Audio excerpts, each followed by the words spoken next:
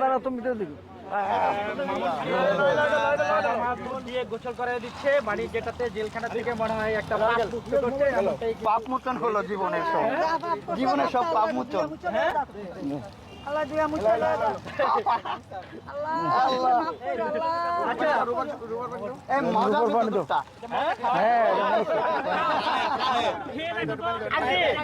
এখন দেখতেছি আবার পানি দিচ্ছে, যেটা কোন কিসের পানি?